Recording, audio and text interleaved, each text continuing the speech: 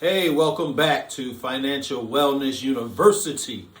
If this is your first time, thank you for watching, and I welcome you to Financial Wellness University, where we learn the basics, the fundamental financial things that we need to learn to thrive in society.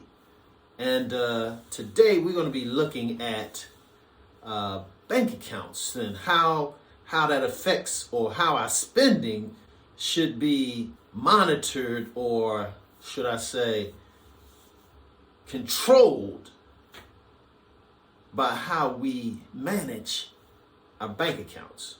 If you haven't subscribed, please do so. Hit the like button and hit that little bell so that you will get notified when videos come about. Let's get into it.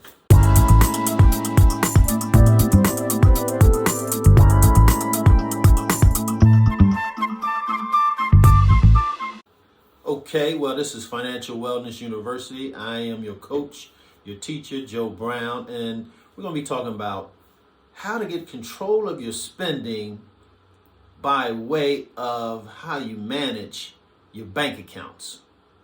So I'll just start right off with it.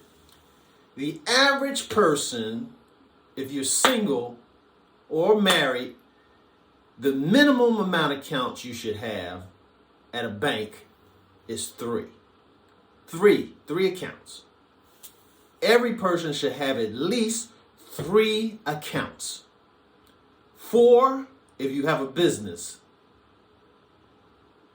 and maybe more. And I'll go into that. What's the first account you should have?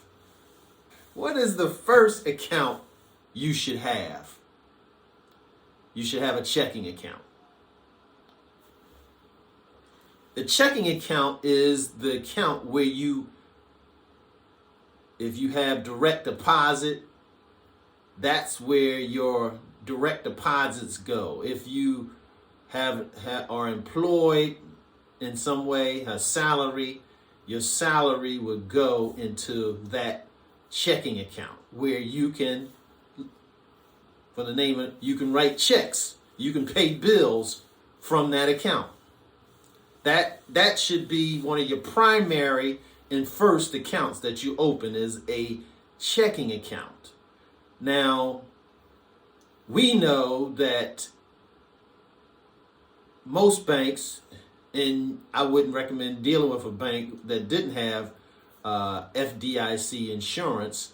The limit on an account or per person at a bank is $250,000. So now the average person is not going to push that limit anyway, so it's not really a concern for the average person. But you may be someone watching who has hundreds of thousands, maybe even millions. And what I recommend to you is that, one, there's only a limit, an insurance limit. The FDIC, Federal Deposit Insurance Corporation, will only insure up to $250,000 per person per bank, which means if you are married and you have a joint account, you have up to $500,000, because there's one person, two persons, so it's 2 depositors, so that's $500,000. So that gives you a little cushion in terms of your account. If you want to keep more than 500 in the bank, in your a couple, your joint account, or a single account, single person, if you want to keep more than the limit of 250, then move it to another bank, or open an account in another bank, I should say, and then at a point, you're going to need to start dealing with brokerage companies where you might not have the insurance, but at least your money is growing at a level that offsets any risk. Now that's why finances is holistic, because one, we should strive to have 3 to 6 months worth of income in the bank, 3 to 6 months worth of an emergency fund or more. We should have a separate account, like I said, a checking account that's just for paying bills. Now, I said the first account you should have a minimum of 3 accounts. The first account should be your checking account where you pay your bills from. But and the next account should be your savings account, or where you keep your emergency fund. Now, if you are living paycheck to paycheck, like 6 out of 10 Americans, 7 out of 10 Americans are doing, you want to start cutting some expenses and building a starter emergency fund of about $1,000 to $2,000. But before you put that separate money into a separate account, perhaps, now this is not for everybody, but if you are living paycheck to paycheck, you want to begin to put a cushion in your account to have at least 1 month's worth of payments or in your bank account, so that, say, if you had 3,000 of you got a paycheck and it equaled 3,000, so you deposit 3,000 in your bank and your expenses are 3,000, you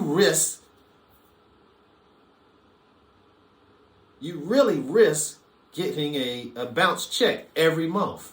Now, of course, I write very few checks now. I pay most of my bills online through online checking or online bill payment. So, but nevertheless, some of them are automatic, so I can automatically pay a bill and not have money, which would give me a non-sufficient funds. But I don't have that problem anymore because I always have more money in the bank than the bills that I'm gonna pay for that month. So that's what I'm suggesting, that you get to that point, and you get to that point by cutting some expenses, and you only can cut expenses if you get a budget and know what you're spending and what's coming in. Now, in a budget, yeah, your budget should outline every expense, everything you're going to do that month with that money, and that includes saving it. That includes paying something. But if you're like me, say if you had an expense for dry cleaning. Now, within this last year, I spent very little dry cleaning. So I don't spend that money that I set aside for dry cleaning. What I do is that money gives a better cushion for writing checks on my checking account. So now I'm building some. So now that I don't spend every dollar, just because I allotted an expense for the month doesn't mean I have to spend that money. That money should be used to give a cushion on your checking account, so that you don't have to live paycheck to paycheck anymore. You can solve that in a very short time if you begin to cut expenses and spend money based on your budget and not based on what's in your checking account. Some people say, okay, well, I got $2,000 in my checking account, I'm gonna spend $2,000.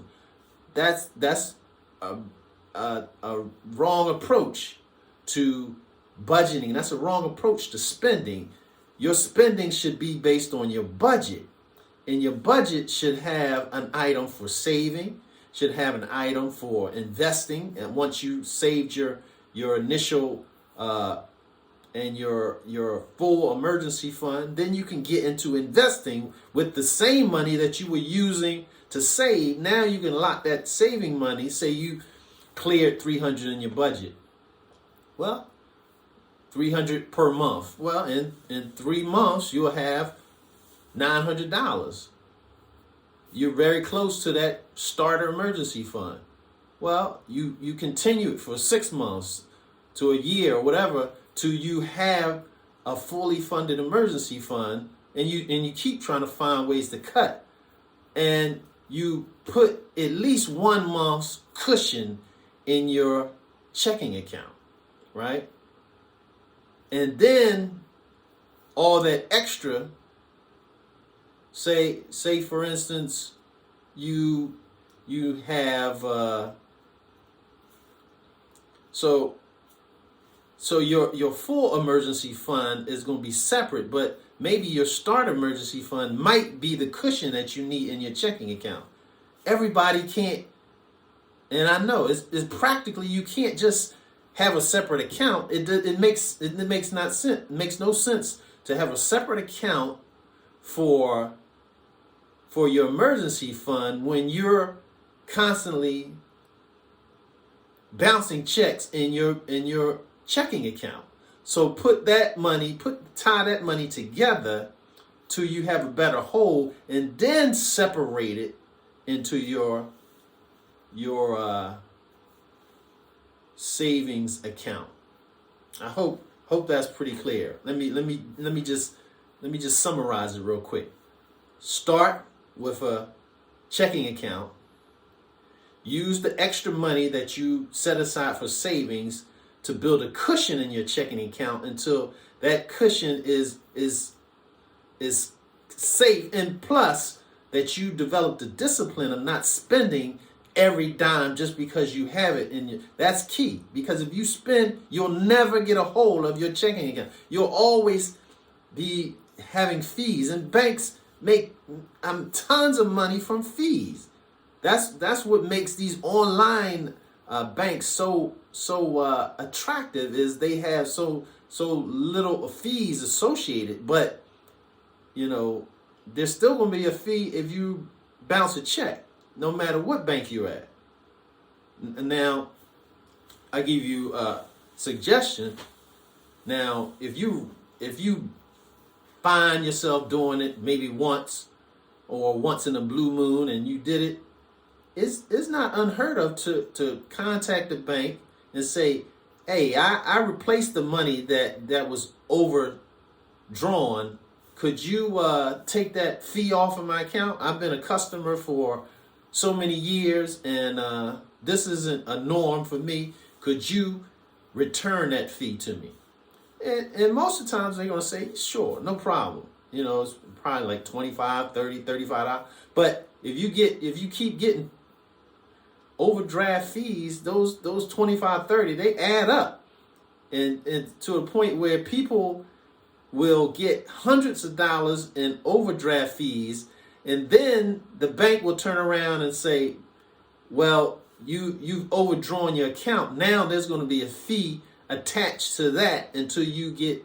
So you could literally go into hundreds and thousands until you get a hold of that. So don't get to that point.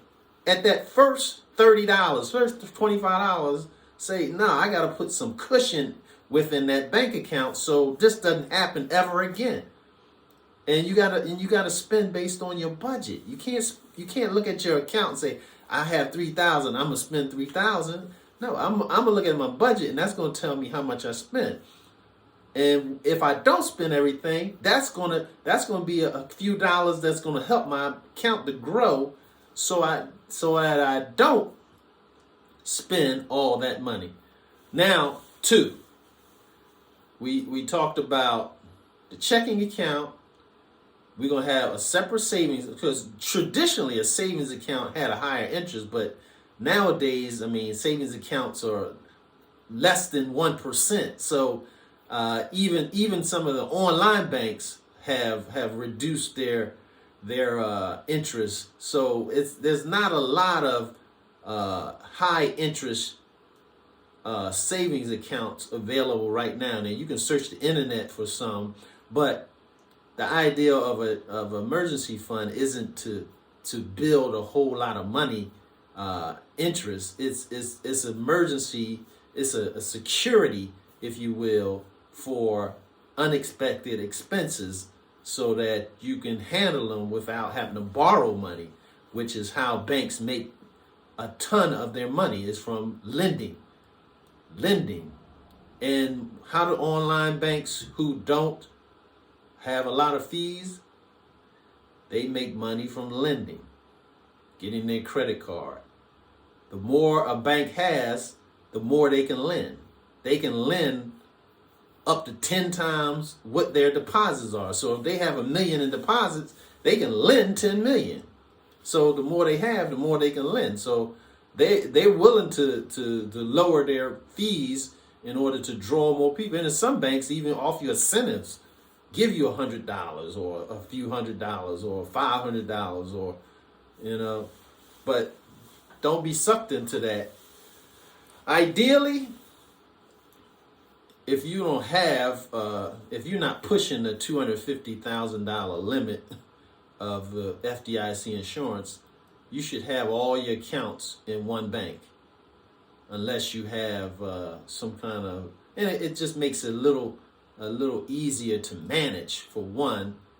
But if you have some compelling reason why they can't be, then then that's your reason. But I'm just saying it makes it a whole lot easier to have it in one place.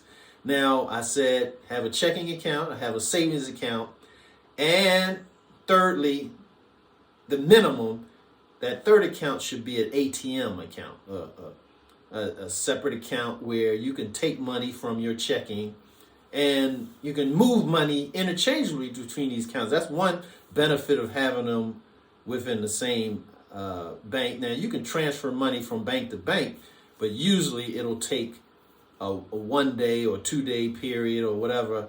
They have like a little, a little gap period where before you can transfer the money. But within banks, you transfer is instantaneous. So that's another way that you can benefit from having all your accounts in one bank. Now, that third account that I'm talking about, the ATM account, that means that's the one that's hooked up to your debit card. Now, because everyone that I know has some use with their debit card. Now, I'm not even talking about credit cards, because I don't even promote credit cards, because that's gonna get you into some serious trouble, because it's like spending money that you don't have, and that's what credit card really is. You're spending money you don't have, whereas a debit card, there's money there for every purchase. Now, what I say, a debit card, one of the reasons why I say a separate account, one, if you lose your debit card, that person who finds your debit, or if someone does some little tricky thing and steals your information by rubbing up against your credit card and stealing the information so that they can use your credit information, they won't have access to your main checking account, because you have it linked to a separate ATM account, which you control the amount.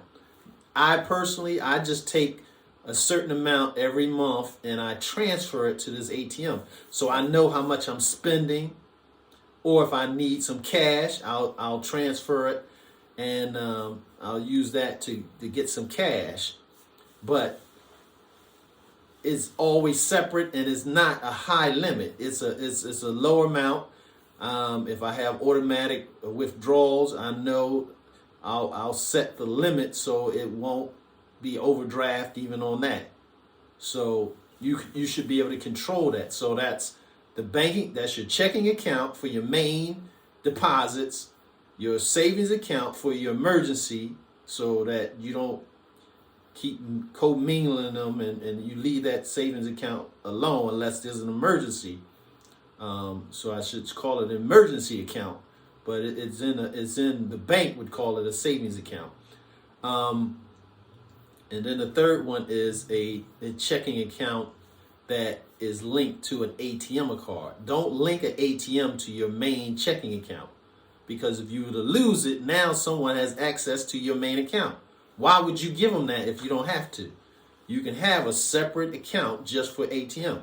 Now, that's the three major accounts that you should have. Now, if you're married, definitely you should have a joint checking account so that you can pay all your bills from that.